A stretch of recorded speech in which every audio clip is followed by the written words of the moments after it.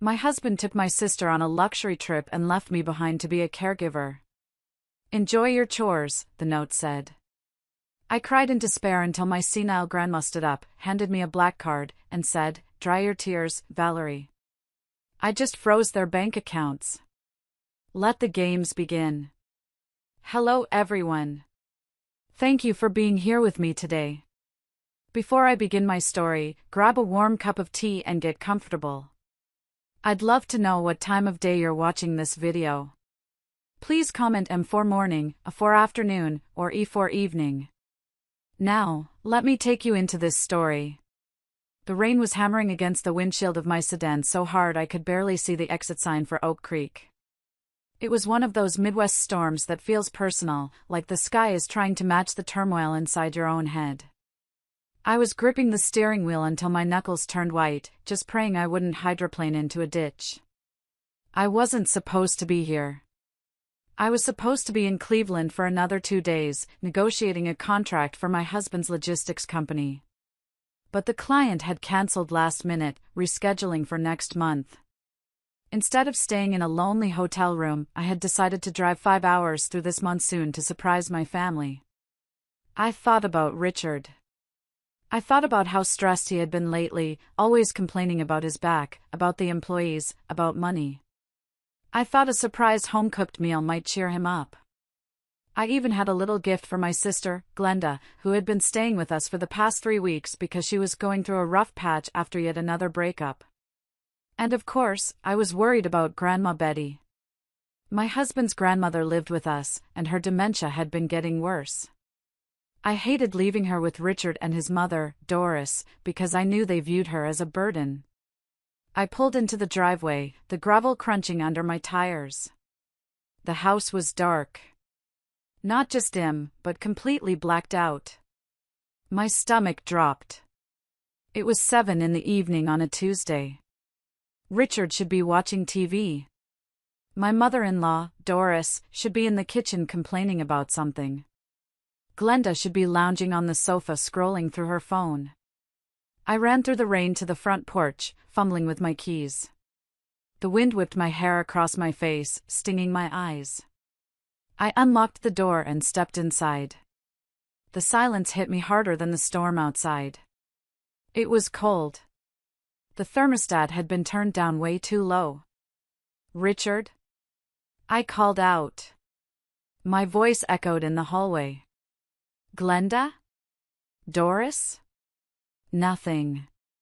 I walked into the kitchen, flipping on the light switch.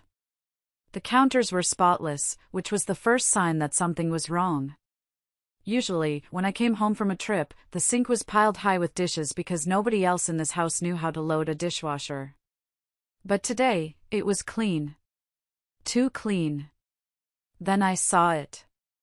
A piece of lined notebook paper sitting in the center of the kitchen island, held down by the salt shaker. My heart started to hammer against my ribs. I walked over and picked it up. I recognized Richard's handwriting immediately. It was scribbled, hasty, like he couldn't wait to finish writing it and leave. "Valerie," the note read.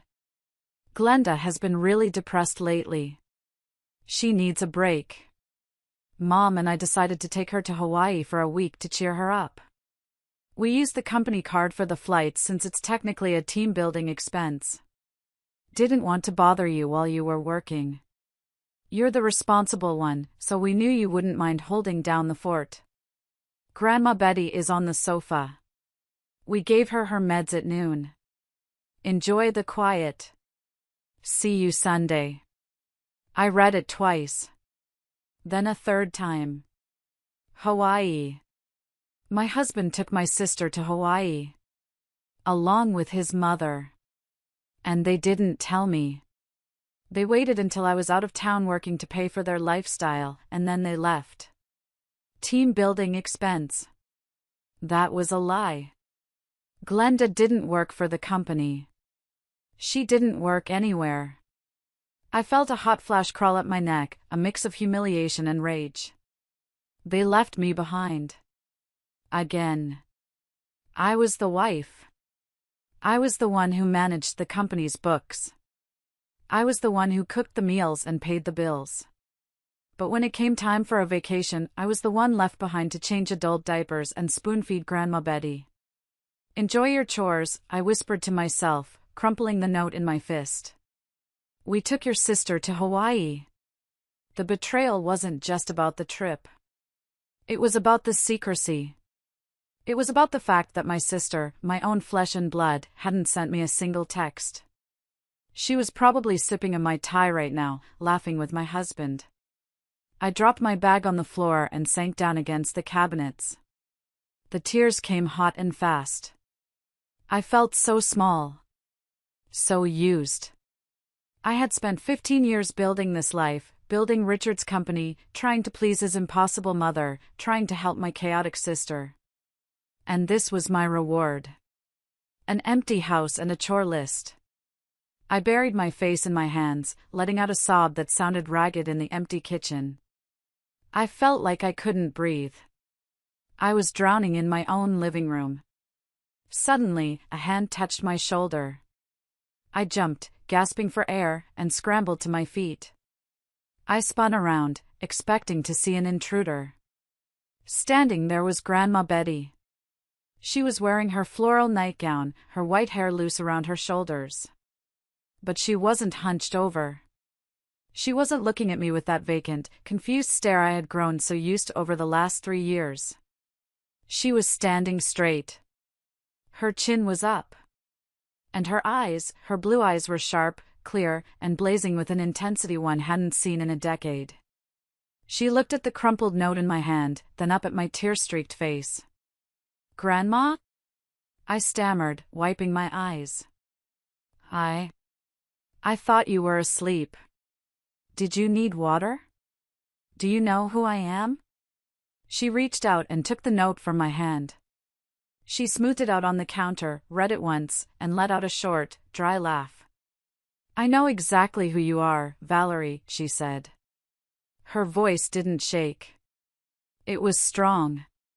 "And I know exactly where those parasites went." My jaw dropped. "Grandma? You're talking. You're making sense." She looked me dead in the eye. "Dry your tears, granddaughter. I've been waiting for them to make a mistake this big. And by God, they just handed us the shovel to bury them." I stood there in the kitchen, paralyzed. The storm was still raging outside, but the storm inside the house had suddenly shifted direction. Grandma Betty, the woman I had been spoon-feeding applesauce to just last week, the woman who supposedly thought I was her nurse named Mildred, was looking at me with the sharpness of a hawk. "Grandma, I don't understand," I whispered. "The doctor said your cognitive decline was severe. You haven't recognized me in 2 years." "People see what they want to see, Valery," Betty said, walking over to the refrigerator. She opened it, pushed aside a carton of milk, and reached for a hidden latch at the very back of the bottom shelf. "Richard sees a senile old woman who is just a signature on a check. Doris sees a burden. And you saw someone who needed care. You were the only one who was ever kind to me when you thought I wasn't there." She pulled out a small, metallic key taped to the underside of the shelf. "Come with me," she commanded. It wasn't a request. She led me down the hallway to the small study at the back of the house. This was supposed to be Richard's man cave, a room he kept locked because he claimed he had sensitive company documents in there. I had never had a key. Betty walked right up to the bookshelf, pulled out a thick volume on naval history, and revealed a hidden safe behind it. She used the key from the fridge. Inside, there wasn't money. There was a high-tech hard drive and a stack of legal files. "I own this house, Valery," Betty said as she plugged the drive into Richard's desktop computer. "I own the logistics company. I own the land it sits on. Richard thinks he has power of attorney because I signed some papers 3 years ago when I got sick. What he doesn't know is that the trust one set up has a fail-safe clause. The moment I can prove I am of sound mind, his authority evaporates." "But why?" I asked, sinking into the desk chair. "Why pretend? Why let them treat you like furniture? Because I needed to know, she said, her voice turning cold. I needed to know who loved me and who loved my money. And more importantly, I needed to know what they were doing when they thought no one was watching. She clicked a file on the computer screen named The Nest. I had hidden cameras installed in the living room and the master bedroom 4 years ago, right before I started my little performance, she said. Watch.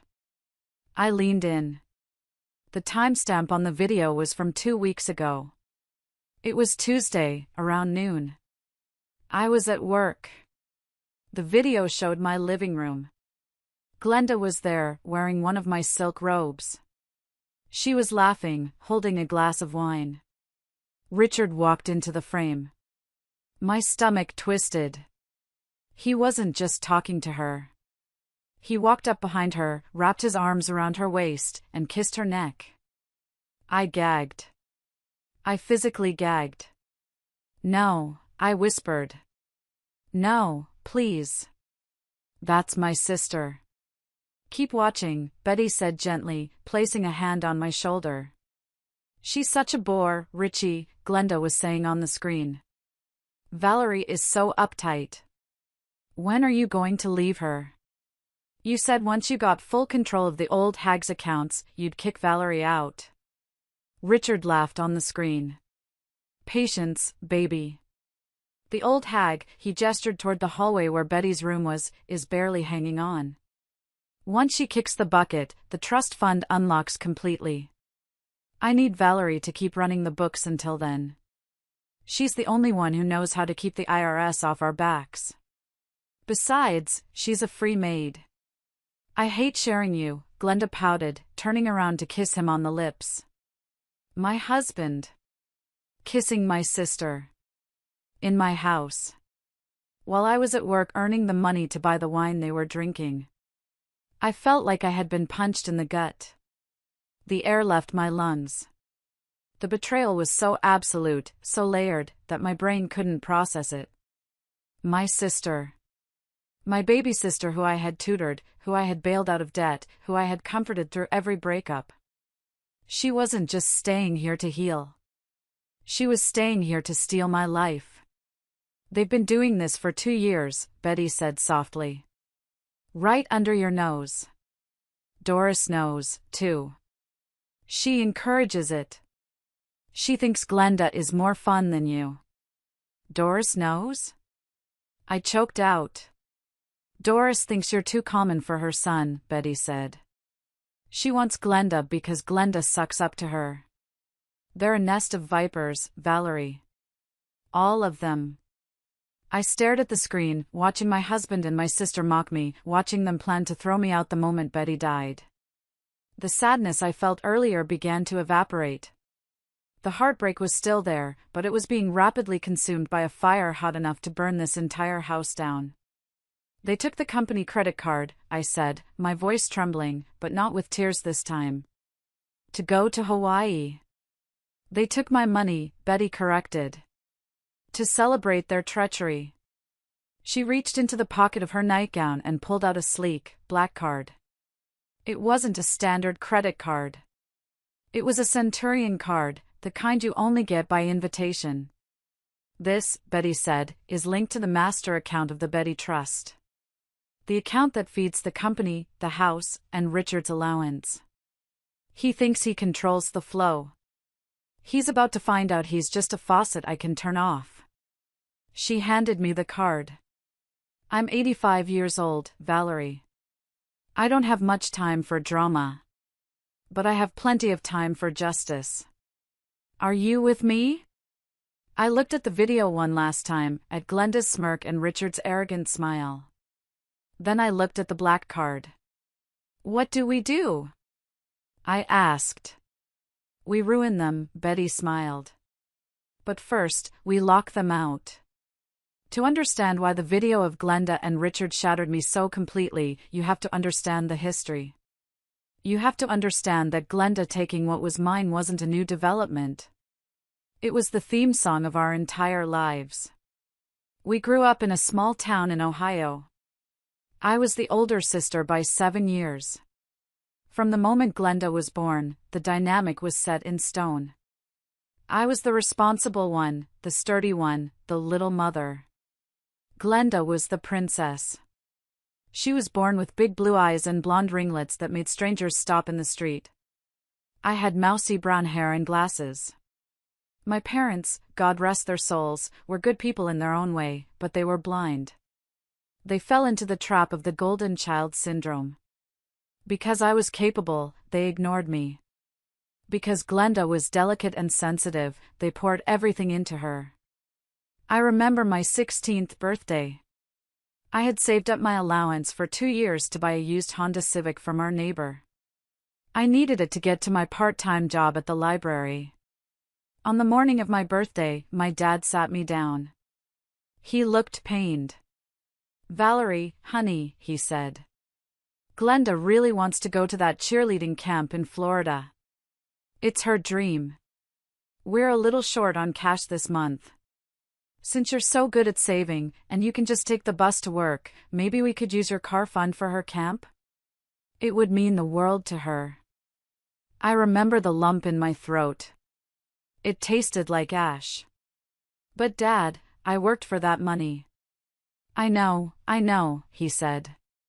"But you're strong, Val. You can handle the bus. Glenda, she's fragile. If she doesn't go, she'll be crushed. You don't want your sister to be depressed, do you?" That was the weapon they always used. Glenda's happiness was mandatory, mine was optional. I gave them the money. I took the bus. Glenda went to camp, quit after 3 days because it was too hot, and never paid me back. But the worst memory, the one that still wakes me up at night, happened when I was 22. I have always loved baking. It's my art. Flour, sugar, butter, they make sense to me in a way people never did. I had applied for a prestigious scholarship at a culinary institute in Chicago. It was a long shot, but I got it. A partial scholarship that would have changed my life. I had $5,000 in savings to cover the rest of the tuition and housing. I came home, waving the acceptance letter, bursting with pride. Glenda was on the sofa, crying. She was 15 then. "What's wrong?" I asked. "My nose," she wailed. "It's hideous. The boys at school called me a toucan. I can't go back. I'll kill myself, I swear I will." It was a bump. A tiny, barely noticeable bump on the bridge of her nose. My mother looked at me, her eyes pleading. "Valerie, she's hysterical. She hasn't eaten in 2 days. We found a surgeon who can fix it, but insurance won't cover it. It's $5,000. I froze. "No," I said. "No, Mom. That's my tuition money. I leave for Chicago in a month. How can you be so selfish?" Glenda screamed, throwing a pillow at me. "You want me to be ugly forever.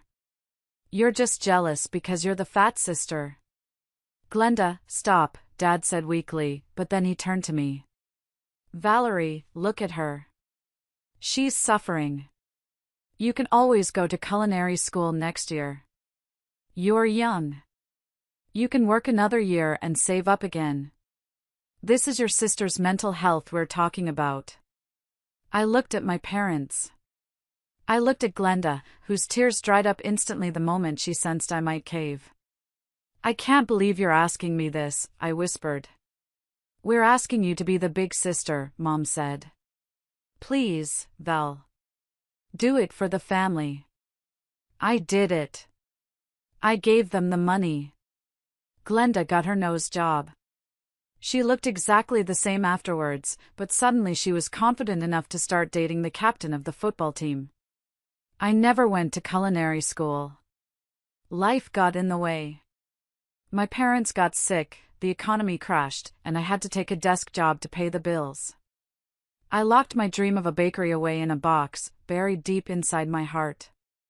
And now, 20 years later, I was looking at a computer screen, watching that same sister, the one whose nose I paid for, sleeping with my husband. She's such a bore, Glenda had said in the video. She's uptight. I wasn't uptight, Glenda.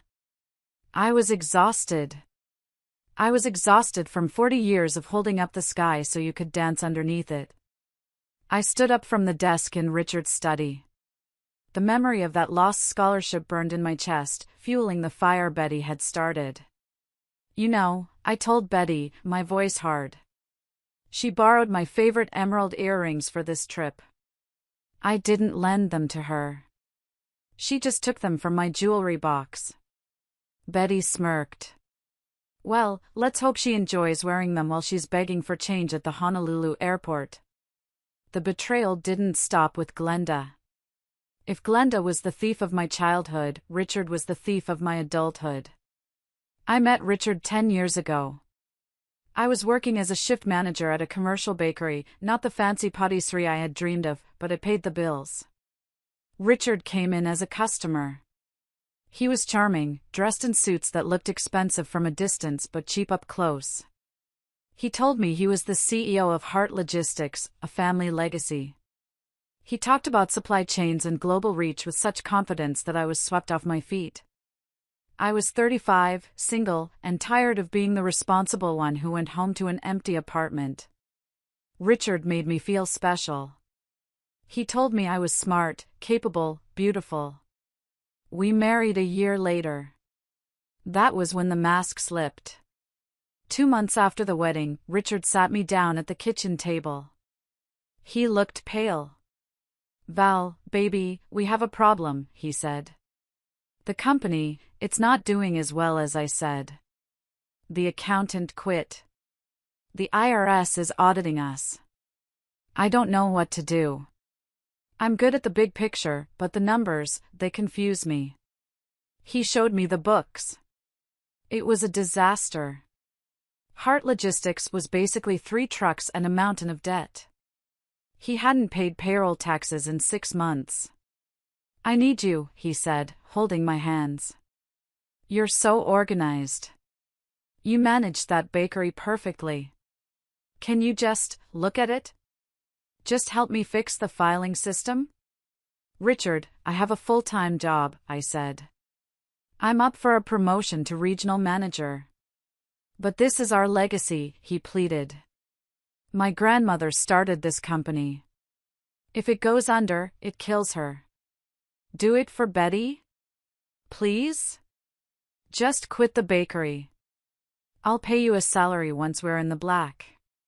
You can be the CFO. I looked at his desperate eyes. I thought about marriage, about partnership. I thought about for better or for worse. So, I quit my job. I sacrificed my promotion. I rolled up my sleeves and dove into the mess that was Heart Logistics. For the next 5 years, I worked 16-hour days. I taught myself corporate tax law. I renegotiated contracts with vendors who were about to sue us. I fired the lazy drivers Richard had hired because they were his drinking buddies. I streamlined the routes. I modernized the tracking software. I saved the company. I pulled it back from the brink of bankruptcy and turned it into a profitable, mid-sized operation. And what did Richard do? He bought a new BMW. He joined a country club. He started going to business lunches that lasted 3 hours.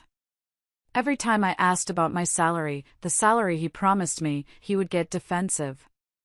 Val, come on, he'd say. Why do you need a salary? Everything I have is yours. We're married. Putting you on the payroll just increases our tax liability. Let's keep it in the company account so we can reinvest. I believed him. I was stupid, but I believed him.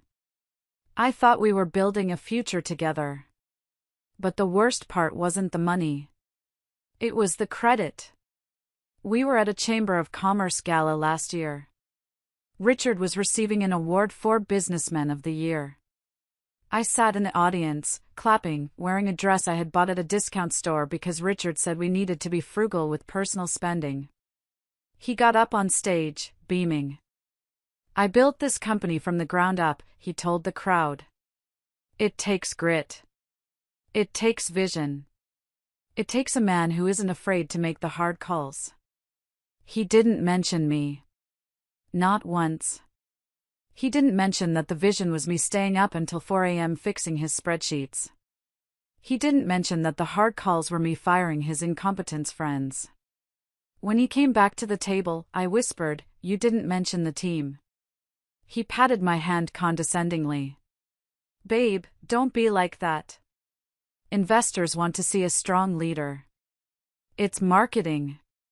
You wouldn't understand. You wouldn't understand." That phrase echoed in my head now as I sat in the study with Grandma Betty. He told me I wouldn't understand business. Yet, here I was, the only reason he wasn't in jail for tax fraud. "He's been skimming," I said to Betty, looking at the bank records on the screen. "Look at these withdrawals. Consulting fees to a shell company in Delaware. $5,000 a month. That started 2 years ago," Betty nodded. "Right around the time Glenda started visiting more often." It clicked. He wasn't just cheating on me. He was stealing the money I earned to pay for the woman who was stealing my husband. He was using my labor to fund his affair with my sister. I felt a cold, hard knot form in my stomach. It wasn't sadness anymore. It was the calculated precision of an auditor finding a discrepancy. "He thinks he's a genius," I said quietly. "But he forgot one thing." "What's that?" Betty asked. "He doesn't know the passwords," I said, a dark smile forming on my lips. "I set up the 2-factor authentication for the business accounts. It all goes to my phone." Betty's eyes twinkled. "Well then, Valerie. I think it's time you approved some transactions of your own." The betrayal wasn't just financial, and it wasn't just sexual. It was domestic. It was the day-to-day degradation that had become my normal. They say if you put a frog in boiling water, it jumps out, but if you heat the water slowly, it boils to death. I had been boiling for years. Living with Richard meant living with his mother, Doris. When her husband died, Richard insisted she move in with us. "She's lonely, Val. It's the Christian thing to do." Doris was a woman who had mastered the art of the backhanded compliment. "Oh, Valerie," she'd say, watching me scrub the floor. "It's so good that you enjoy manual labor." I was always too delicate for that. My hands were made for piano, not bleach. Or at dinner, "This roast is interesting. A little dry, but I suppose working women don't have time to learn proper marinades. Glenda, dear, pass the salt." And then there was Glenda. My sister didn't just visit, she invaded. She would come over on a Friday just to say hi and stay until Tuesday. She treated my house like a hotel and me like the staff. I remember a specific Sunday last month. It was sweltering hot. I was out in the garden, weeding Doris's rose bushes because she claimed her arthritis was acting up. I was sweating, covered in dirt, my back aching. I looked through the patio door into the living room. The air conditioning was blasting inside. Richard was sitting in his recliner, watching football. Doris was in her armchair, knitting. And Glenda. Glenda was painting Doris's toenails. They were laughing.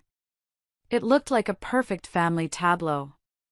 The son, the mother, and the daughter-in-law? I walked inside to get a glass of water. The laughter stopped instantly. "Oh, Val," Richard said, not looking away from the TV. "While you're up, can you grab me a beer? And Mom needs more iced tea." "I've been working in the garden for 3 hours, Richard," I said, wiping sweat from my forehead. "I'm exhausted." "Don't be crabby," Glenda chimed in, looking up with a sweet, poisonous smile. She was wearing a pair of my yoga pants, the expensive ones I bought as a treat for myself but never had time to wear. They looked better on her. We were just saying how lucky you are to have such a nice garden to play in. It's therapeutic, right? Playing? I snapped. It's work, Glenda. Unlike you, I don't think life is one big vacation. Whoa, easy tiger, Richard said, standing up. He walked over and put a hand on Glenda's shoulder, squeezing it protectively. Glenda is a guest. She's going through a hard time with that breakup. You need to be more supportive. You're always so negative lately. It's draining. She's right, Valerie, Doris added, inspecting her freshly painted toes. Glenda brings a light into this house. You're always rushing around with your spreadsheets and your cleaning. You make everyone tense. Why can't you be more like your sister? Relax a little. I stood there, holding my dirty gardening gloves, looking at the three of them. My husband, protecting my sister. My mother-in-law, preferring my sister. And my sister, wearing my clothes, stealing my place. I felt like an intruder in my own home. I felt like the ugly, boring, useful appliance they kept around because it kept the lights on, while they treated Glenda like the shiny new toy. I'm sorry, I mumbled. I actually apologized. I'm just tired. Well, go take a shower, Richard said dismissively. You smell like mulch. Glenda and I are going to pick up pizza. We'll bring you back a slice. They left together in his car. They were gone for 3 hours. To pick up pizza. When they came back, they were giggling, smelling like expensive cologne and white wine. They said the pizza place was backed up. I ate my cold slice of pepperoni alone at the kitchen counter while they watched a movie in the living room. Now, watching the security footage with Betty, I realized exactly where they had gone that afternoon. They hadn't gone for pizza. They had gone to the motel on Route 9. I saw the charge on the bank statement Betty pulled up. Starlight Inn, $65. I apologized to them, I whispered to Betty, shaking with fury. I was weeding their garden, and I apologized for being tired while they went to a motel. Betty slammed her hand on the desk. No more apologies, Valerie. Doris called you a servant? Fine. Let's see how she survives when the servant fires herself. Richard thinks you're negative? Let's show him what negative looks like when it's applied to his bank balance. They treated me like I was invisible, I said. That was their mistake, Betty replied. Invisibility is a superpower. You saw everything. You know everything. And now, you're going to use it. The grandfather clock in the hallway chimed 3 a.m. Outside, the storm had passed, leaving behind a heavy, suffocating silence. Inside the study, the atmosphere was electric. We had spent the last 4 hours going through everything. Betty wasn't just pretending to be demented, she had been acting like a spy behind enemy lines. She had notebooks filled with dates, times, and conversations she had overheard while napping. She had copies of emails Richard had left open on his laptop. She even had a list of items Doris had gifted to Glenda, my grandmother's china, my silver candlesticks, my scarves. Betty sat back in the leather chair, looking at me. She placed a thick manila folder on the desk. This is the trust agreement, she said. Clause 14, Section B, in the event of Richard Hart's proven infidelity, financial mismanagement, or elder abuse, the trustee, me, has the unilateral right to revoke all access and privileges immediately. She tapped the document with her fingernail. I can end him, Valerie. With one phone call to Mr. Henderson, my lawyer, I can strip him of his title, his salary, and his access to the company accounts. I can evict Doris. I can sue Glenda for theft. She leaned forward, her eyes locking onto mine. But I need you to be sure. Because once we pull this trigger, there is no going back. This isn't just a fight, it's a war. They will scream. They will cry. They will beg. They will send your parents to guilt trip you. They will try to destroy your reputation. She paused. Valery, you have a good heart. Too good. I've watched you forgive them for 15 years. If you have even a sliver of doubt, if you think you might want to try marriage counseling, tell me now. I'll just cut him off financially and we can leave it at that. I looked at the folder. I thought about the marriage counseling Richard would propose. He would cry, blame stress, blame Glenda, tell me I was the only one he loved. He would gaslight me until I believed it was my fault for working too much. I thought about Glenda. She would cry about her mental health, threaten to hurt herself, tell me I was a cruel big sister kicking her when she was down. I looked at my reflection in the dark window of the study. I saw a woman who looked 10 years older than she was. Tired eyes. Gray hairs coming in. A woman who had shrunk herself so small to fit into their lives that she had almost disappeared.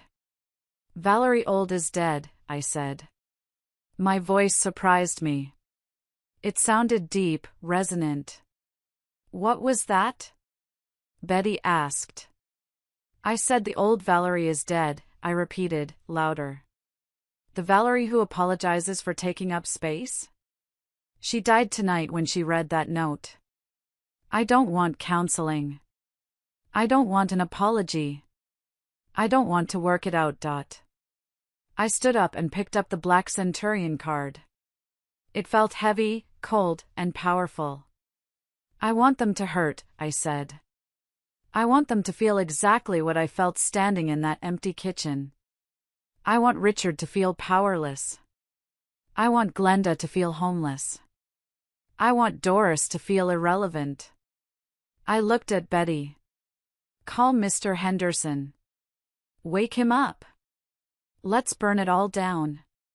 Betty grinned, a wide, predatory smile that made her look 20 years younger.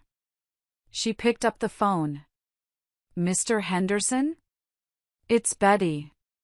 Yes, I know what time it is. Put on a pot of coffee and get your paralegal out of bed. We're coming to your office. And Henderson? Bring the eviction notices. We're going to have a busy morning. She hung up and turned to me. Go wash your face, Valery. Put on your best suit. The one Richard hates because he says it makes you look too masculine. We have a company to hostile takeover. I walked to the door, but stopped. I turned back to look at this incredible woman who had saved me from a lifetime of servitude. Thank you, Grandma, I said. Don't thank me yet, she winked. Wait until you see the look on Richard's face when his credit card gets declined in front of the whole resort. I looked into Betty's eyes, then at my own tired reflection in the mirror one last time. I had lived for others for too long. Today, the old Valery died. If you also believe that we women should not bow our heads to traitors, if you want to see me take back everything that belongs to me, please help me by liking this video and commenting the number 1 below. Let me know you are here, standing by my side, fueling me for this fight. Your support is my strongest weapon. Comment number 1 now, and now, watch what Betty and I do next. The office of Henderson and Associates was quiet at 5 a.m., save for the hum of the photocopier and the frantic typing of Mr. Henderson's paralegal, a sharp young man named David. Mr. Henderson himself, a man in his 60s with a bow tie and eyes that had seen every kind of family dispute imaginable, sat across from us. He looked at Betty with pure admiration. I must say, Betty, Henderson said, pouring us coffee. You played the long game. I was getting worried you'd let that grandson of yours bleed the trust dry before you snapped out of it. I needed him to hang himself, Arthur, Betty said, sipping her black coffee. And he did. He built a gallows so high he can see Hawaii from it. We got to work. The efficiency was terrifying and beautiful. First, the medical affidavit. Betty had secretly been seeing a neurologist in the next county for 3 years, a friend of Henderson's. We had a fresh evaluation dated yesterday. She had slipped out while I was on my trip and Richard was packing, confirming she was of sound mind and superior intellect. This document immediately nullified the medical power of attorney Richard held. Now for the financial kill switch, Henderson said, sliding a document toward me. Valerie, as you know, Richard is the operating CEO of Hart Logistics. However, the company is 100% owned by the Betty Hart Revocable Trust.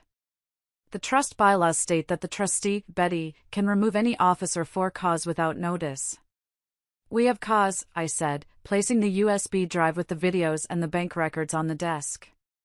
Embezzlement. Commingling of funds. Moral turpitude. Excellent, Henderson said. He typed a command into his computer. I am officially revoking Richard's signatory authorization on all business accounts. I'm also freezing the corporate credit cards. Effective, now. He hit enter. I felt a shiver run down my spine. Somewhere in the banking ether, a digital gate had just slammed shut. Now for the personal assets, Betty said. The house? Deed is in the trust, Henderson confirmed. Richard and Valerie are tenants at will. Doris is a guest. We can issue an immediate notice to quit, basically an eviction notice, citing the illegal activities, drug use, if that wine Glenda was drinking wasn't the only thing, or simply ending the tenancy. Do it, Betty said. But change the locks first. I don't want them coming back in and smashing things. I have a locksmith on speed dial, I said. He's meeting me at the house at 9 a.m. Then came the discovery that made my blood boil all over again. Valerie, Henderson said, frowning at a spreadsheet. Did you know about the apartment in the city? The corporate housing unit? No, I said. We don't have corporate housing. Our drivers sleep in their cabs or motels. Richard purchased a 2-bedroom condo in downtown Chicago 18 months ago using company funds. It's listed as an asset, but the utility bills are in the name of Glenda Miller. I closed my eyes. A condo. He bought her a condo with the money I saved by switching our fleet insurance. Seize it, Betty commanded. Change the locks on that too. If she has any clothes there, put them on the curb. Actually, I said, a thought occurring to me. Don't put them on the curb. Donate them. Glenda hates thrift stores. Knowing her designer clothes are being worn by the common people will hurt her more than losing them. Betty laughed. I like how you think, girl. We spent the next 3 hours systematically dismantling Richard's life. We cancelled his car lease, paid by the company. We cancelled the family cell phone plan, paid by the company. We even cancelled the country club membership. By 8 a.m., Richard Hart was no longer a CEO, a homeowner, or a man of means. He was a 50-year-old unemployed adulterer stranded on an island with no credit. One last thing, I said, looking at Henderson. The custody of the assets is clear. But what about the divorce? I want to file today. On grounds of adultery. We can file, Henderson said. But Illinois is a no-fault state generally. However, given the dissipation of marital assets, him spending money on Glenda, we can claim a larger share of the remaining pot. I don't want his money, I said. I want to ensure he gets nothing of mine. No alimony. No claim on my 401k. Nothing. With this video evidence? Henderson tapped the drive. He'll be lucky if he isn't in jail for fraud. He won't be asking for alimony. We walked out of the office into the bright morning sun. The storm had cleared completely. The air was crisp. I felt lighter than I had in years. Well, Betty said, putting on her sunglasses. It's 3 a.m. in Hawaii. They'll be waking up soon to get breakfast. Or maybe an early morning massage. Not without a credit card, I said, checking my watch. The freeze should be hitting their hotel system right about now. Hawaii. The Four Seasons Maui. Paradise on Earth. Unless you're Richard Hart and your life has just been deleted remotely. I wasn't there to see it, but I can reconstruct it perfectly based on the frantic voicemails and texts I received later. It was evening in Hawaii. Richard, Glenda, and Doris were at the resort's most expensive restaurant, Ferraro's. They had ordered the Wagyu beef, the lobster, and 3 bottles of Dom Perignon. They were celebrating. Celebrating escaping the drudgery of home. Celebrating me being stuck with the chores. The bill came. It was over $5,000. Richard, looking tan and arrogant in his linen shirt, threw the black corporate Amex onto the tray without even looking at the total. "Keep the change," he probably told the waiter. 5 minutes later, the waiter returned. He wasn't smiling anymore. "Sir, the card was declined."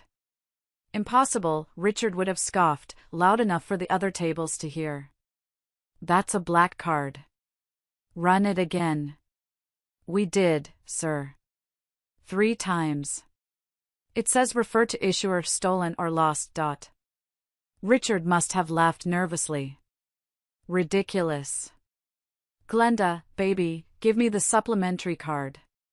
Glenda, annoyed at the interruption to her dessert, fished her card out of her Louis Vuitton bag, "Bought with my money." "Declined." "Mom?" Richard turned to Doris. Doris fumbled for her debit card. The one linked to the joint account Richard managed. "Declined." By now, the manager had arrived. People were staring.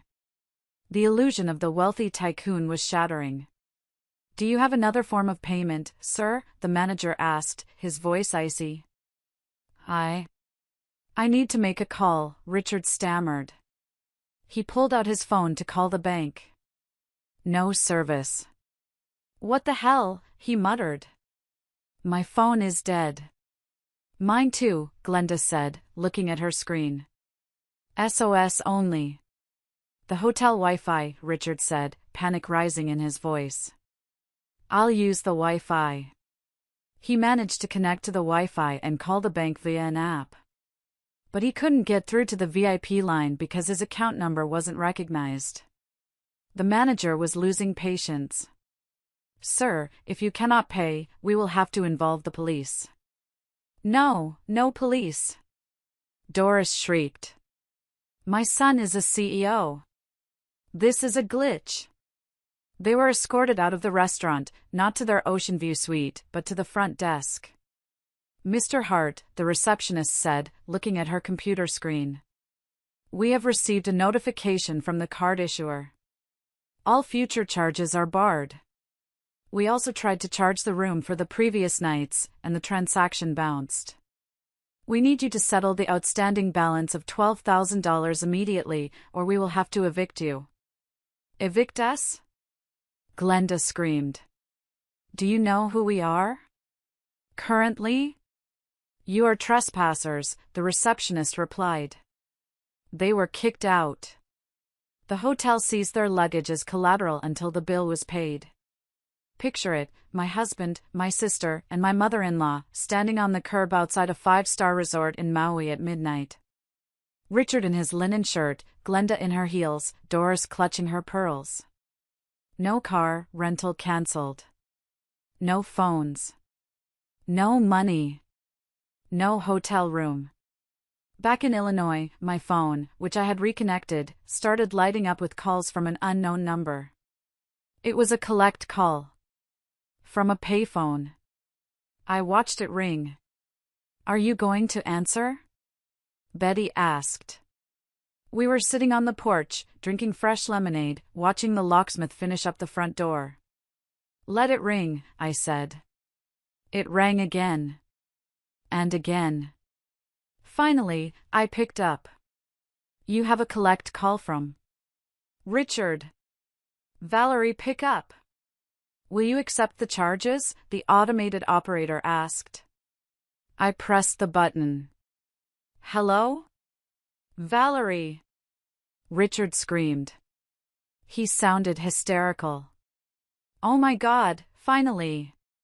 Something is wrong. The cards aren't working. The phones are dead. We're on the street. The hotel stole our bags. You need to call the bank right now and tell them it's a mistake. Fix this. His voice was a mix of command and begging. He still thought he was in charge. He still thought I was his fixer. Hello, Richard, I said calmly. How's the weather in paradise? Stop screwing around. We are stranded. Transfer money to Western Union. Now. I can't do that, Richard, I said, taking a sip of lemonade. Why not? Are you incompetent? No, I said. I'm not incompetent. I'm the new CEO of Heart Logistics. And company policy strictly forbids funding unauthorized vacations for non-employees. Also, Grandma says hi. There was a silence on the other end so profound I thought the line had gone dead. What? He whispered. Grandma? Hello, Richie, Betty leaned into the phone. I hope you like sleeping on the beach. Sand gets everywhere, doesn't it? Grandma? You're talking?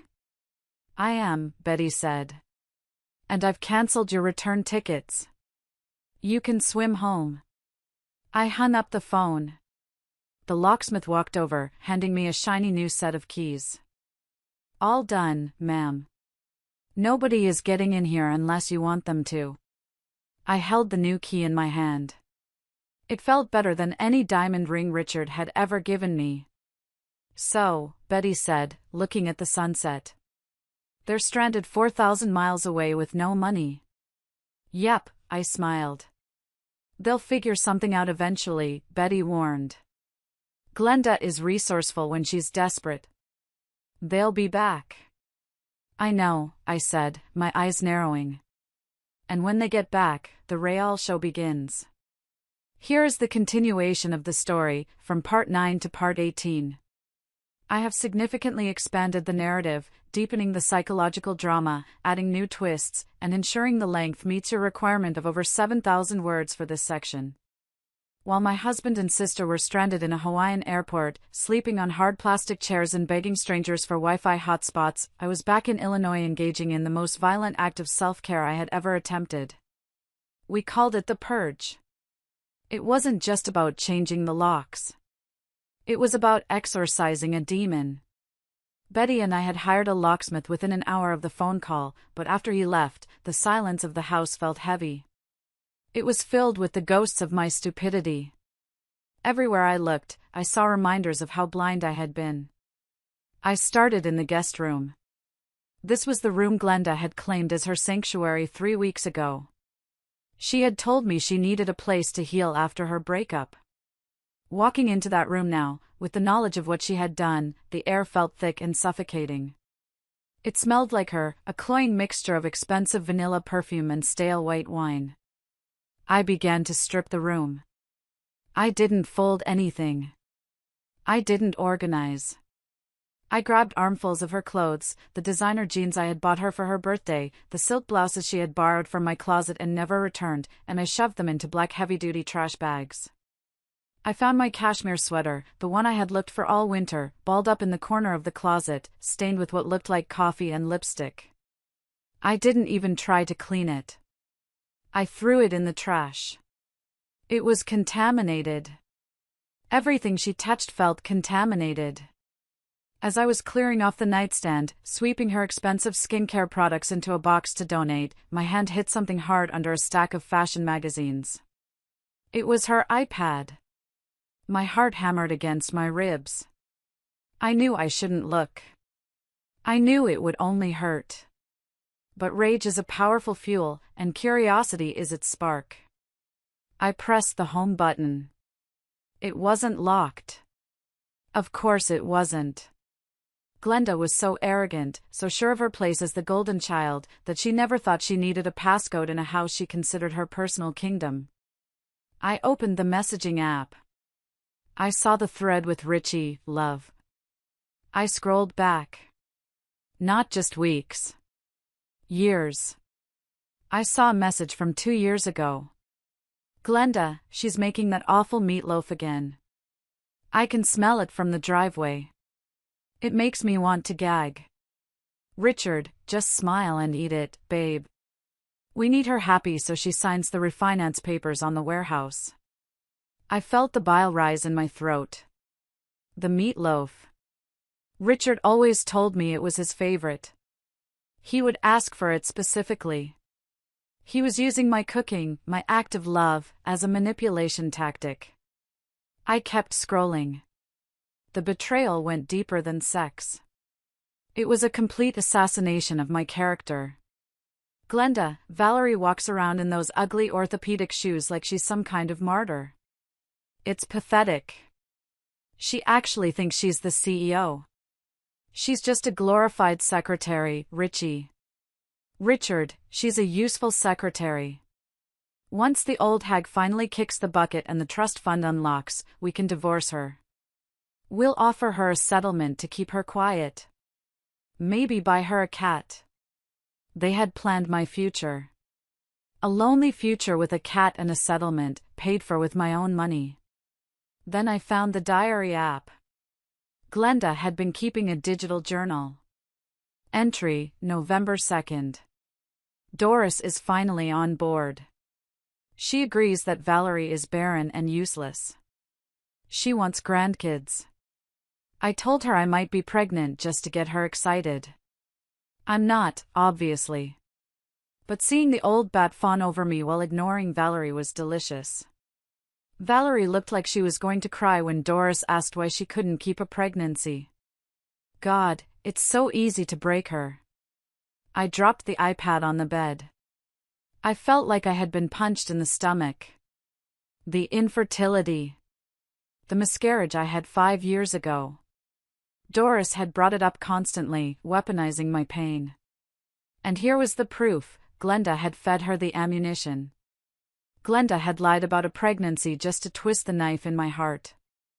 I sank to the floor, surrounded by garbage bags. I didn't cry. I think I had run out of tears. Instead, a cold, hard resolve settled over me. It was a frightening feeling. It was the death of empathy. I picked up the iPad again. I didn't just read, I documented. I took screenshots of everything. Every insult, every admission of theft, every plot to defraud the company. I emailed them to myself. I emailed them to Mr. Henderson, the lawyer. I backed them up on a cloud drive Richard couldn't access. I stood up and went to the master bedroom. My bedroom. The bed I shared with Richard. I stripped the sheets. I dragged the mattress off the frame. I called the movers I had hired to clear the furniture. Take this to the dump, I pointed to the mattress. Ma'am, it looks brand new, the mover said. It's infested, I said, my voice flat. With snakes. I spent the rest of the night scrubbing. I scrubbed the floors until my knees bruised. I bleached the bathrooms. I wanted to wash their DNA out of the fibers of my home. By 3 a.m., the house smelled of bleach and lemon. It was empty of their clutter. Doris's creepy porcelain doll collection was boxed up in the garage. Richard's golf clubs were listed on Craigslist for free. Betty came out of her room, leaning on her cane, not because she needed it, but because she liked the dramatic effect. You missed a spot, she said, pointing to a framed photo on the mantelpiece. It was a picture of me, Richard, and Glenda at a barbecue, all smiling. I walked over, picked up the frame, and removed the photo. I ripped it in half, separating myself from them. I threw their halves in the trash and placed my half back in the frame. Better, Betty said. Now, get some sleep. The rats are coming home tomorrow, and we need to be ready to close the trap. They didn't come back quietly. I knew they wouldn't. Narcissists don't accept defeat, they view it as a declaration of war. It was a Tuesday afternoon when the taxi pulled up. A beat-up yellow cab, not the uber-black Richard usually insisted on. They must have truly been tapped out. I watched from the living room window, hidden behind the curtains. Betty sat in her armchair, sipping tea, looking like a general reviewing her troops. I had hired security. 2 off-duty police officers, Mike and Tony, were parked in an unmarked car at the end of the driveway. I wasn't taking chances with Richard's temper. The car doors opened. Out stepped the unholy trinity, looking like they had been chewed up and spit out by the universe. Richard was wearing the same linen shirt he had left in, now stained with sweat and wrinkled beyond recognition. He hadn't shaved in 3 days. Glenda looked even worse. Her hair, usually a perfect blonde blowout, was a frizzy bird's nest. She was wearing flip-flops and a tourist t-shirt that said Aloha in cracking letters. Doris looked frail and terrified, clinging to Richard's arm. They dragged their luggage up the driveway. They didn't know about the locks yet. They didn't know about the police. They just thought they were coming home to yell at me and re-establish dominance. I heard the key scratch against the lock. Then the jiggle. Then the violent rattling. What the hell? I heard Richard mumble. He tried again. He slammed his shoulder against the wood. Valerie! Open this goddamn door. I opened the door, but kept the heavy security chain latched. I peered out through the crack. Welcome home, I said, my voice devoid of warmth. I see you made it back from paradise. Open the door, you psycho. Richard screamed, his face turning a violent shade of red. My key won't work. Did you change the locks? I'm going to sue you. You can try, I said. But since the house is in the Betty Hart Trust, and the trustee has evicted you, you're technically trespassing. I live here. Doris wailed, pushing her face into the crack. I am an old woman. You can't do this to me. I have heart medication inside. Your medication is in a box on the porch, Doris, I said, pointing to a cardboard box I had left out. Along with a list of local motels. Glenda stepped forward. She tried to play the victim card, the one she had used on me for 40 years. She put on her teary, wide-eyed look. Valerie, please, she sobbed. We've been sleeping in an airport. We haven't eaten. Mom is sick. Can't we just come in, shower, and talk about this? We're family. Whatever you think happened, we can fix it. Just let your baby sister in. It was a masterclass in manipulation. A week ago, I would have caved. I would have opened the door, cooked them soup, and apologized for being upset. But then I remembered the diary. Valerie looks like a potato. I lied about the pregnancy to break her. My sister died, I said coldly. I don't know who you are, but you look like a woman who slept with my husband and stole my money. You BTCH. Glenda's mask dropped instantly. Her face twisted into a snarl. You jealous, barren, ugly BTCH. You've always been jealous of me. That's why you're doing this. You know Richard loves me. He only stayed with you for the money. And now I have the money, and he has you, I smiled. Good luck with that. Richard lost it.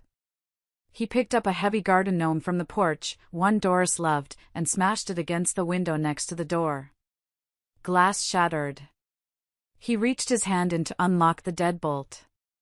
That's it. I yelled. I signaled Mike and Tony. The unmarked car roared up the driveway. The 2 officers stepped out, hands on their holsters. Step away from the door. Tony commanded. Get your hands where I can see them. Richard froze, his hands still cut and bleeding from the window glass. Officers. Thank God. This woman has locked me out of my own home. She's holding my grandmother hostage. Arrest her. He tried to spin the narrative instantly. It was breathtaking to watch. "We have a restraining order on file, Mr. Hart," Mike said, pulling out handcuffs. "And we just witnessed you attempting to break and enter. Turn around." "What?" "No! I own this house." Richard screamed as he was slammed against the siding of the house. "Actually, you don't," Betty's voice rang out. Betty opened the door fully. She stepped onto the porch, looking immaculate in a navy blue suit. She didn't look frail. She looked like a queen executing a peasant. "Grandma?" Richard gasped, his face pressed against the vinyl siding. "Help me. Valery has brainwashed you." "Valery has opened my eyes, Richard," Betty said. "I am pressing charges for the damage to the window. And for the attempted theft of my company funds." Doris started screaming. "My son! Don't touch my son! Betty, how could you? We took care of you." "You drugged me, Doris," Betty said, her voice cutting through the noise. "I found the benzodiazepines in your nightstand. The police have them now." Doris shut her mouth so fast her teeth clicked. They arrested Richard for vandalism and violation of a protection order, which Mr. Henderson had filed ex parte that morning. They dragged him to the patrol car, kicking and screaming about his rights. Glenda and Doris were left standing on the driveway with their plastic bags of luggage. "You have 5 minutes to leave the property before I arrest you for trespassing too," Tony told them. Glenda looked at me. Her eyes were filled with pure, unadulterated hatred. "This isn't over, Valery," she hissed. "I will ruin you. I will tell everyone what you really are." "Do it," I said. "I have the receipts, Glenda." "Do you?" She grabbed Doris's arm and dragged her down the driveway. They walked down the street, two figures getting smaller and smaller, leaving my life for good. I watched until they disappeared. My hands were shaking, not from fear, but from the adrenaline of finally standing my ground. "Well," Betty said, looking at the broken window. "I never liked that gnome anyway. I thought seeing Richard in handcuffs would be the end of it. I was naive. I underestimated the desperation of a narcissist who has lost his supply." 2 days after the arrest, Richard made bail. I don't know how, probably a loan shark or a foolish friend, but he was out. And he went straight to the nuclear option. I was at the house, meeting with a contractor to fix the window and install a new high-tech security system, when the doorbell rang. Standing there were 2 severe-looking women with clipboards and badges. "Valery Hart?" the taller one asked. "Yes. I'm Agent Miller, and this is Agent Lewis from Adult Protective Services. We received a credible report of elder abuse, financial exploitation, and unlawful imprisonment regarding Elizabeth Hart. We need to come in." My stomach dropped. This was Richard's play. He was using the system against me. He knew that an APS investigation would freeze everything, the bank accounts, the restraining order, my credibility. "Who made the report?" I asked, though I knew the answer. "We cannot disclose that," Agent Miller said, stepping past me. "Where is Ms. Hart?" "She's in the kitchen, having lunch," I said, trying to keep my voice steady. "But this is a mistake. My husband is angry because we filed for divorce and eviction." "We'll determine that," Agent Lewis said coldly. "We need to speak to Betty alone. You need to leave the room." I went to the backyard, pacing frantically. I called Mr. Henderson. "They're here, Arthur," I whispered into the phone. "APS." Richard called them. What if they believe him? What if they think I'm manipulating her? She's 86. If she forgets one date or gets confused, they could take her away. "Calm down, Valery," Henderson said. "Betty is sharp. She prepared for this. Just let her talk." Inside the kitchen, the interrogation was happening. I couldn't hear words, but I saw Agent Miller pointing at the fridge, checking for food.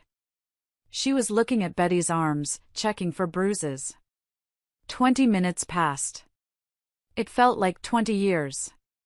Finally, the back door opened. Betty stood there, smiling mischievously. "You can come in now, Valery." I walked back into the kitchen. The two agents looked baffled. "Is everything okay?" I asked. Agent Miller cleared her throat. "Ms. Hart seems to be extremely cognizant." She gave us a lecture on the history of the Federal Reserve, Agent Lewis muttered, looking exhausted. And she showed us her daily crossword puzzles. Completed in ink. However, Agent Miller said, her face hardening again. The report contains specific allegations about hygiene and medication. We need to inspect her living quarters. They went to Betty's room. It was spotless. But then, Agent Lewis opened the medicine cabinet in the guest bathroom, the one Richard used to use. "We found this," she said, holding up a bottle of pills. Haloperidol. Antipsychotics. This wasn't prescribed to Betty. My heart stopped. Richard must have planted them before he left, or maybe he had been using them on her all along. "That's not mine," I said. "That's Richard's." "It has no label," Agent Miller noted. "This is suspicious. If you are medicating her to keep her compliant, check the fingerprints." Betty snapped. "I demand you bag that as evidence and check for prints. You will find Richard's greasy prints all over it. And while you're at it, check the toxicology report from my doctor last week. It's clean. If I was being drugged, it would show." Betty pulled a folder from her purse, she carried that folder everywhere now, and slammed a medical report on the table. "Dr. Aris, board-certified neurologist," Betty read. "Patient is alert, oriented X4, and free of any sedative substances. Date, October 24th. The agents looked at the paper. They looked at the pills. They looked at Betty, who was tapping her foot impatiently. "It seems, the report we received may have been retaliatory," Agent Miller admitted, her posture softening. "Retaliatory?" Betty laughed. "It was an act of war by a desperate man who is mad that I cut off his allowance. Now, unless you want to charge him for filing a false report, I suggest you let us finish our lunch." The agents left, apologizing. I collapsed into a chair, shaking. That was too close. If you hadn't gone to the doctor. "I told you, I'm 3 steps ahead," Betty said. "But Richard made a mistake. He tried to frame us for drugging him, but he left his own stash behind." "What do you mean?" "Those pills," Betty said darkly. "They weren't for me. I saw him taking them a few times. Or crushing them. I suspect he was planning to use them on you if you ever got too difficult." The blood drained from my face. "On me? Why do you think you were always so tired, Valery? Why do you think you had that brain fog last year that made you quit the book club?" I thought back. The headaches. The fatigue. The days I couldn't get out of bed, and Richard would bring me special tea. "Oh my God," I whispered. "He was poisoning me." "He was keeping you docile," Betty corrected. "Gaslighting isn't just psychological, my dear. Sometimes it's chemical." This revelation changed everything. It wasn't just a bad marriage anymore. It was a survival story. I had been living with a predator who was slowly dismantling my mind and body to keep his ATM running. I looked at my hands. They were steady now. The brain fog was gone since he left. "He needs to go to prison," I said. "Not just for fraud. For this." "He will," Betty promised. "But first, we have to survive the rest of his family. Your parents are calling for a family meeting at the church tomorrow. They've rallied the pastor." "The pastor?" I groaned. Yes. They're going to try an exorcism of sorts. An intervention to save your soul from greed. Let them try, I said, standing up. I have a few confessions to make to the congregation. The family meeting was set for Wednesday evening at Grace Community Church. My parents, in their infinite wisdom and malice, had convinced Pastor Stevens that I was having a mental breakdown induced by greed and jealousy, and that I needed spiritual guidance to return to the flock, aka, return to being their doormat. I almost didn't go. But Betty insisted. If you don't face them, they control the narrative. You have to go there and burn the narrative to the ground. So, I walked into the church basement. It smelled of stale coffee and judgment.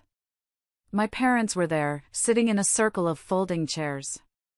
Glenda was there, looking theatrically pale, dabbing her eyes with a tissue. Richard wasn't allowed, restraining order, but his presence hung in the room like a bad smell. Pastor Stevens sat at the head, looking solemn. Valerie, Mom said, her voice dripping with fake concern. Thank you for coming. We just want to help you. Help me what? I asked, remaining standing.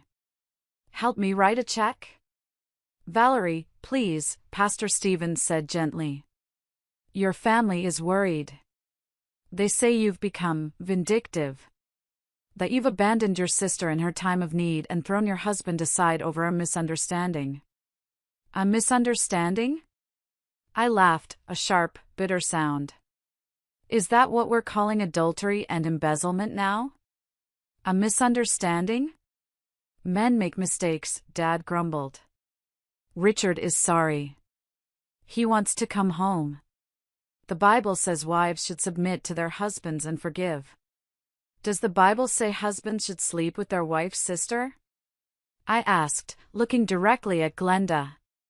Glenda burst into fresh tears. See? She's obsessed. It wasn't like that. We were just comforting each other because Valerie is so cold. She couldn't give him children, Pastor. She's barren. Richard was lonely. The room went silent. My infertility. The deepest, most painful wound of my life. Glenda had just ripped it open in front of the pastor to justify her betrayal. You couldn't give him a family, Mom chimed in, nodding. It's hard for a man, Valerie. You have to understand his biological needs. Glenda is fertile. She was thinking of carrying a child for you both. It was an act of love, really. My jaw dropped. The gaslighting was so intense, so perverse, I felt dizzy. They were rewriting history to make the affair a twisted surrogacy attempt? An act of love? I whispered. Sleeping with my husband behind my back for 2 years was an act of love? We were going to tell you. Glenda wailed. We wanted to surprise you. I looked at Pastor Stevens. To his credit, he looked horrified. He was looking from Glenda to Mom, realizing the level of insanity he had walked into. I have the diary, Glenda, I said quietly. What? Glenda froze. I have your iPad, I pulled the printed screenshots from my bag. I have the entry where you mocked my miscarriage. Where you called me a dried-up cow. Where you laughed about tricking me into paying for your abortion 3 years ago, the one you told me was an appendectomy. I threw the papers onto the coffee table in the center of the circle. Read it, Pastor, I said. Read about this act of love. Pastor Stevens picked up the papers. His eyes widened as he scanned the vulgar, hateful words Glenda had written. This. He stammered. This is vile. That's fake. Glenda shrieked, lunging for the papers. She photoshopped those. It's time-stamped, I said. And backed up to the cloud. I turned to my parents. And you, I pointed at Mom. I found the text where you told Glenda to keep Richard happy so he wouldn't cut off the money for Dad's car payments. You pimped out your own daughter. You encouraged her to destroy my marriage because you were afraid of losing your free ride. Mom's face went white. That's a lie. I never. It's in the transcript, Mom. Page 4. I looked at Dad. He wouldn't meet my eyes. He was staring at his shoes, a coward to the bitter end. I spent my entire life trying to be the daughter you wanted, I said, my voice trembling with released emotion. I got the grades.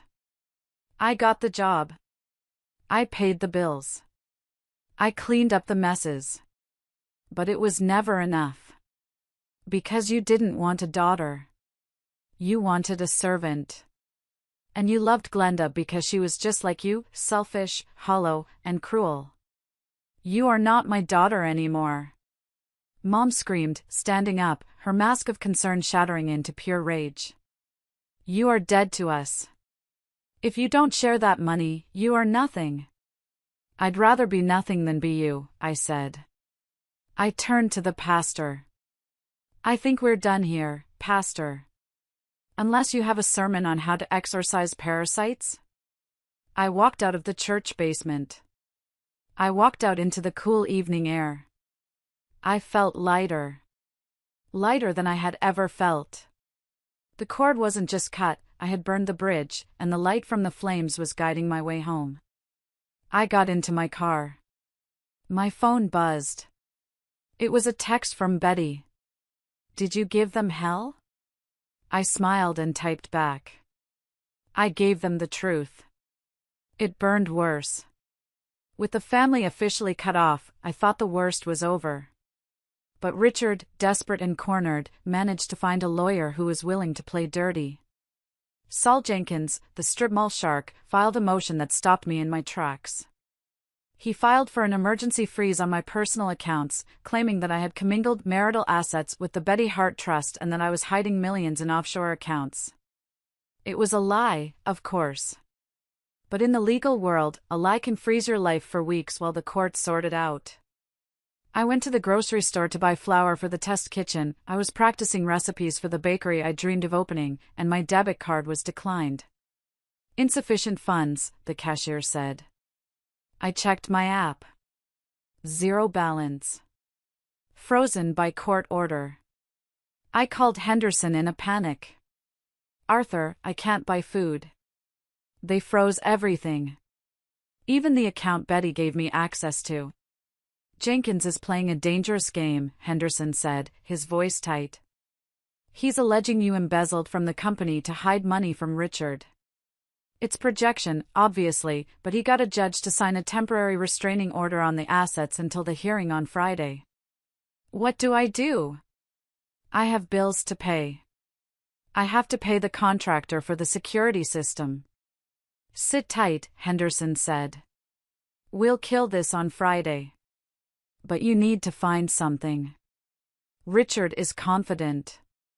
Too confident. He thinks he has leverage. I need you to dig deeper. Is there anything he hid? Anything we missed? I went back to the house. I sat in Richard's study, staring at the empty shelves. We had cleared everything out. What could I have missed? Betty came in. What's wrong? He's winning, Betty. He froze my money. He's going to bleed me dry with legal fees. He's not winning, Betty said. He's bluffing. Think, Valerie. Richard is lazy. He doesn't hide things well. Where did he keep his fun stuff? The garage, I said. He was always in the garage working on that old Mustang he never fixed. I ran to the garage. The Mustang was gone, sold or repossessed, but the workbench was there. I pulled out the drawers. Just tools. Oil rags. I looked at the wall. There was a pegboard for tools. It looked slightly uneven. I pulled the pegboard. It popped loose. Behind it was a wall safe. Bingo, I whispered. I didn't have the combination. But I knew Richard. He was a narcissist. The combination would be about him. His birthday? No. The day he became CEO? Maybe. I tried Glenda's birthday. Click. Click. Click. Error. I tried his social security number. Error. Then I thought about the day he told me was the happiest day of his life. Not our wedding day. The day he bought his boat, the boat he had to sell 2 years ago. 0-5-1-2. Click. The safe swung open. Inside, there wasn't cash. There was a ledger. A handwritten ledger. And a stack of USB drives. I opened the ledger. It was a record of gambling debts. But not just poker.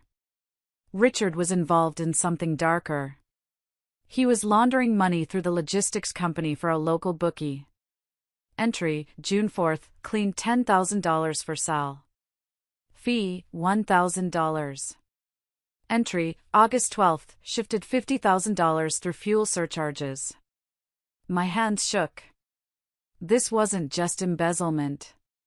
This was a federal crime. If I had stayed married to him, if I had signed those tax returns blindly, I would have been an accessory. He had exposed me to prison time. And then I found the folder marked Valery Insurance. I opened it. It contained photos. Photos of me sleeping. Photos of me in the shower, taken through a crack in the door. And faked emails. Emails he had drafted but never sent, making it look like I was the one laundering the money. He had framed me. He had set up a paper trail to pin his crimes on me if he ever got caught.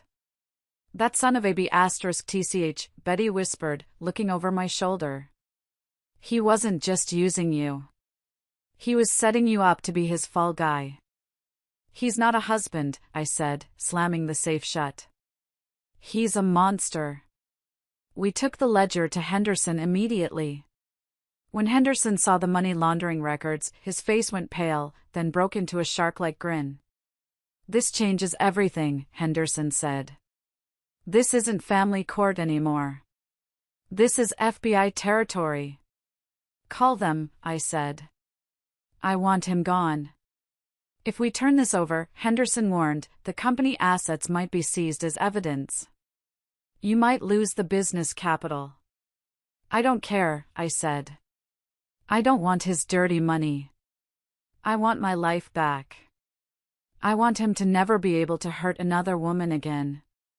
Do it, Betty agreed. Burn it down. Henderson made the call.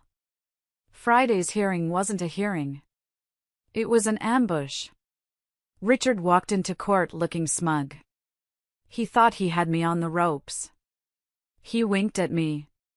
Then the back doors of the courtroom opened. 4 agents in windbreakers marked FBI walked in. Richard's smugness vanished. He looked at Jenkins. Jenkins looked confused. The lead agent walked up to the plaintiff's table.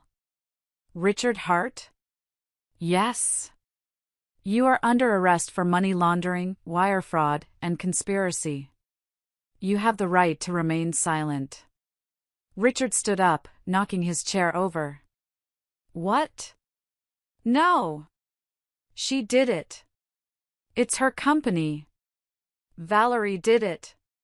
We have your ledger, Mr. Hart, the agent said, cuffing him.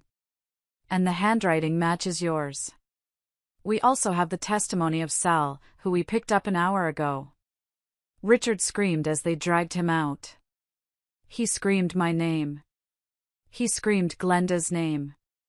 He screamed for his mother. But nobody answered. I sat in the courtroom, watching the man I had loved for 10 years being hauled away like a common criminal. I didn't feel triumph. I felt a deep, exhausting relief. The monster was in a cage. The judge dismissed the freeze on my assets immediately.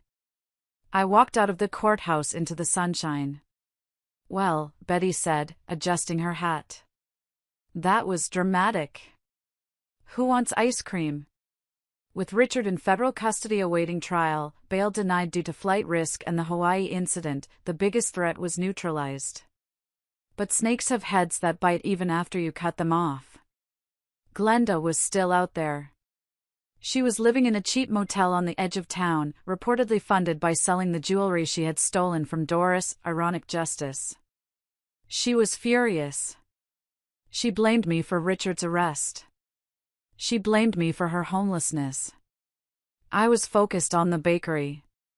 I had found a space, an old mill building with exposed brick walls. I was pouring my energy into renovations. It was my therapy. 2 days before the grand opening of the Gilded Crumb, I arrived at the shop early to prep the dough. The front window was smashed. My heart stopped. I ran inside. Red paint was splashed everywhere. On the brick walls. On the expensive espresso machine. On the display case. And on the wall, sprayed in jagged letters, thief. Whore. Barren bitch. I stood in the middle of the ruin, my shoes crunching on glass. The smell of paint fumes was overpowering. This was my dream. I had put everything into this. And in one night, Glenda had tried to destroy it. I knew it was her. The insults were her signature. I sat on the floor and cried. I really cried. It felt like I couldn't escape them. No matter how hard I fought, they kept dragging me back into the mud. Betty arrived an hour later. She saw the mess. She saw me crying. She didn't offer empty platitudes. She didn't say it's okay. She walked over to the wall, dipped her finger in the wet red paint, and looked at it. It's water-based, she said. It will scrub off. It's ruined, Betty, I sobbed. The opening is in 2 days. I can't fix this. Maybe they're right. Maybe I'm not cut out for this. Get up, Betty said sharply. I looked up. Did you survive Richard poisoning you? She asked. Yes. Did you survive your family disowning you? Yes. Did you survive the FBI raiding your husband's life? Yes. Then you can survive some bad graffiti. Get up, Valerie. We are not victims. We are survivors. And survivors clean up the mess. She was right. I called the police to file a report. Then I called Mike and Tony, my security team. Then I called the young bakers I had hired. We have a situation, I told them. If you want a job, come now. Bring scrub brushes. They all came. 6 of them.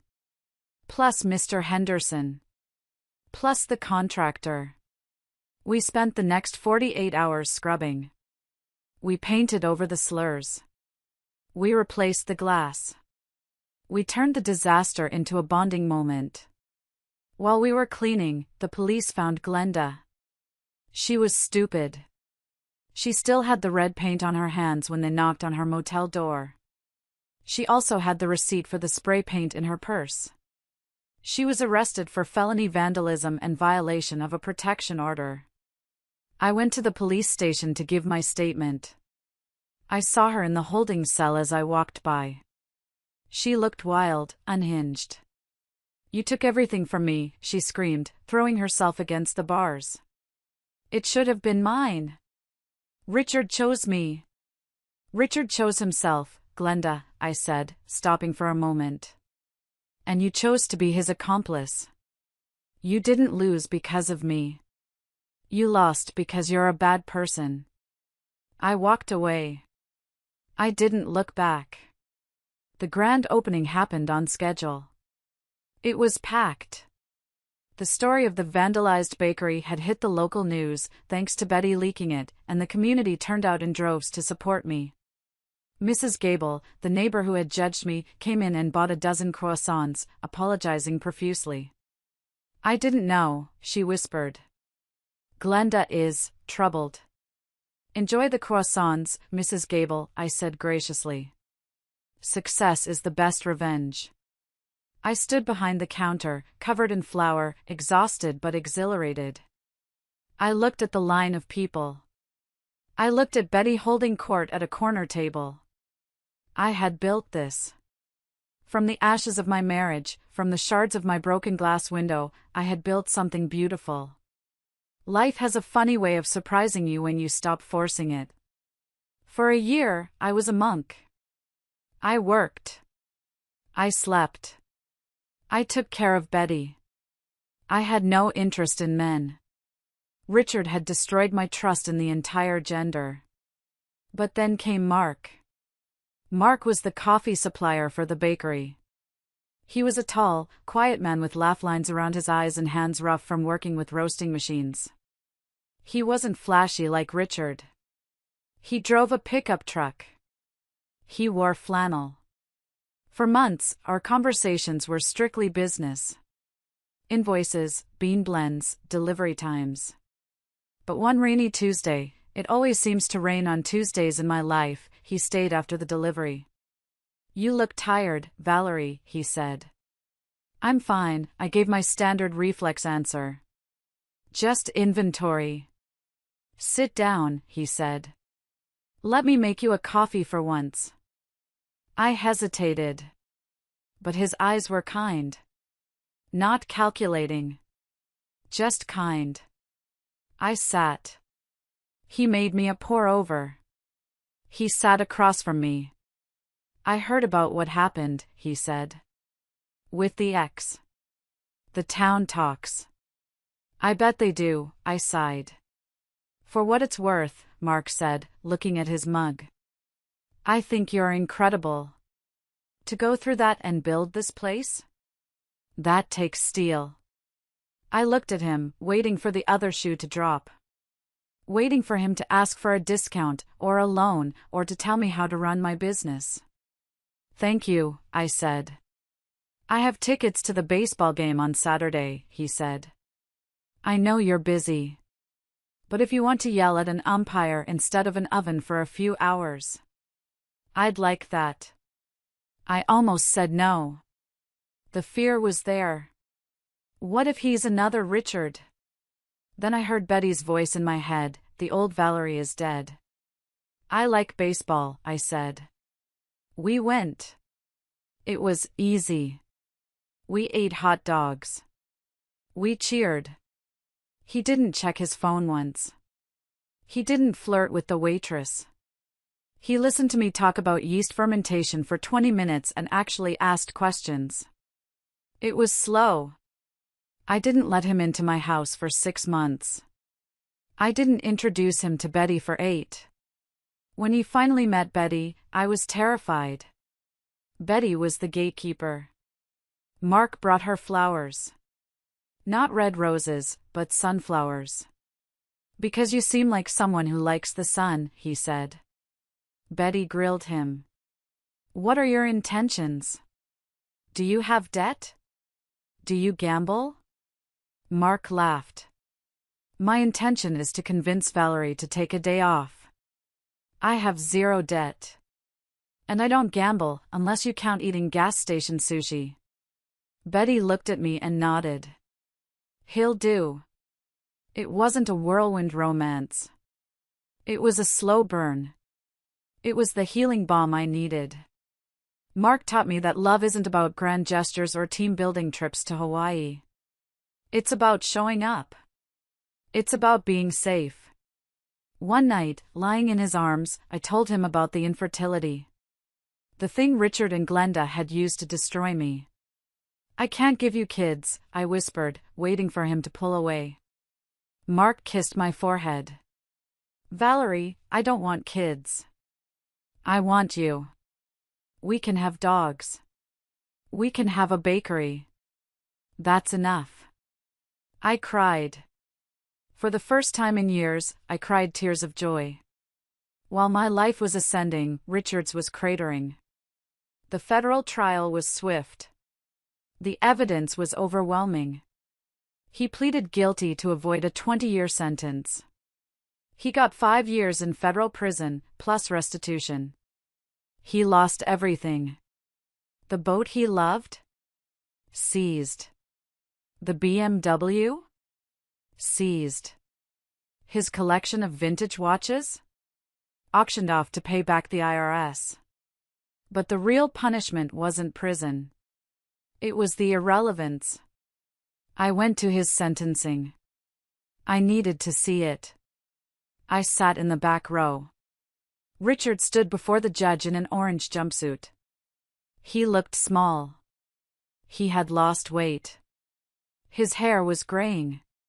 He looked over his shoulder and saw me. His eyes lit up for a second. Hope? Did he think I was there to save him? I just stared at him. Blankly. Mr. Hart, the judge said. Your greed was boundless. You exploited your grandmother, defrauded the government, and betrayed your wife. You are a danger to society not because you are violent, but because you have no moral compass. 5 years. As they led him away, he shouted. Valery! I'm sorry. Wait for me. I can change. I stood up and walked out. I didn't wait. Glenda took a plea deal for the vandalism. She got probation and community service. She had to pick up trash on the side of the highway. One day, driving to the bakery, I saw a crew in orange vests cleaning the roadside. I slowed down. There was Glenda. Her blonde hair was matted under a cap. She was stabbing trash with a stick, looking miserable. She saw my car, my new SUV. She saw me. She flipped me off. I laughed. I turned up the radio and drove on. They were in my rearview mirror now. Objects in the mirror are closer than they appear? No. In this case, they were fading fast into the distance. 3 years passed. 3 glorious, peaceful years. Betty lived to be 89. She was sharp until the very end. But time is the one enemy you can't sue. Her heart began to fail. We brought her home. I set up a hospital bed in the living room so she could look at the garden. Mark and I took turns sitting with her. It was a Tuesday evening. The rain was falling softly against the window, a gentle rain, not a storm. Valery, Betty whispered. Her voice was thin, like paper. I'm here, Grandma. Did we win? She asked. We won, I said, holding her hand. We won everything. Good, she smiled. Don't let them back in. Not even for the funeral. I won't. You were the best investment I ever made, she said. Her eyes drifted to the window. Tell your grandfather. I kept the books balanced. She closed her eyes. And she was gone. The grief was different this time. It wasn't the jagged, panicked grief of betrayal. It was a heavy, noble grief. The grief of losing a general who had led you to victory. The funeral was private. Just me, Mark, Henderson, and a few close friends. But of course, they tried. My parents showed up at the cemetery gates. They looked old. My dad was using a walker. Mom looked frail. They tried to push past the security guard I had hired. We're family. Mom cried. We have a right to say goodbye. I walked over to the gate. I was wearing black, but I stood tall. You said goodbye years ago, I said. When you chose Glenda over Betty's safety. When you chose Richard's money over my dignity. Valery, please, Dad wheezed. We're broke. Glenda stole our retirement. We need help. Betty would have wanted us to be together. Betty hated you, I said bluntly. She called you vultures. And her will is very specific. Anyone named Hart who is not Valery is explicitly disinherited. If you contest it, the legal fees will bankrupt you further. You heartless girl. Mom screamed, reverting to her true self. Goodbye, Mom, I said. I signaled the guard. He closed the gate. I walked back to the grave. I placed a single sunflower on the casket. Rest easy, Betty, I whispered. The gate is locked. So, here I am.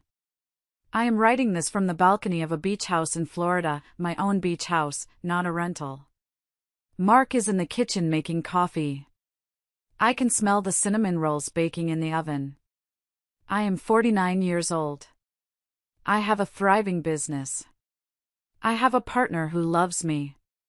I have a bank account that belongs only to me. I think back to that night in the storm. The empty house. The note. Enjoy your chores. It feels like another lifetime. Like it happened to a different woman. Sometimes, I wonder what would have happened if I hadn't found that diary. If Betty hadn't woken up. If I had just accepted my fate as the doormat. I would be divorced by now anyway, probably. Richard would have discarded me when I was used up. I would be destitute. I would be broken. Instead, I am forged in fire. I learned that blood isn't family. Loyalty is family. Respect is family. I learned that keeping the peace is just a fancy way of saying letting them abuse you. I learned that revenge isn't about hurting them, it's about outgrowing them. Richard is out of prison now. I heard he's working at a car wash. He sends me emails sometimes, asking for closure. I send them to the spam folder. Closure is a myth. Indifference is the reality. Glenda is still in Florida, somewhere. I don't look her up. I don't care. My parents are in an assisted living facility. I pay the bill for the basic package, anonymously, through a trust. It's the last kindness I will offer, keeping them off the street, but keeping them out of my life. I look at the ocean. It's vast and terrifying and beautiful. Just like freedom. If you are listening to this story, and you feel stuck. If you feel like you are the invisible one, the worker bee, the scapegoat. If you are holding up the sky for people who wouldn't hold an umbrella for you. Drop the sky. Let it crash. It will be loud. It will be messy. People will scream. But once the dust settles, you will be the only one standing. And you will finally be able to see the sun. This is Valerie, signing off. Thank you for listening to my truth. And so, Valerie's journey reminds us of a powerful truth: resilience is not born from ease, but from the trials that test the very core of who we are. Her story is a testament to the strength we all carry within, even when life tries to break us. It shows that self-worth isn't determined by the people who undervalue us, but by the courage we find to walk away from them. True freedom begins the moment we stop seeking validation from those who only take and start building a life that honors our own value. This tale is also a reminder that boundaries are not walls, they are bridges to a healthier, more fulfilling existence. Valerie's decision to stand firm was not an act of cruelty but one of self-respect, a lesson for anyone who feels trapped in toxic relationships. Sometimes, the hardest yet most necessary step is to let go of what no longer serves us, even if it means walking into the unknown. What about you? Have you ever had to reclaim your worth or set boundaries to protect your peace? Share your thoughts below, or simply comment good if this story inspired you. Let's keep the conversation alive and remind each other of the strength we all possess.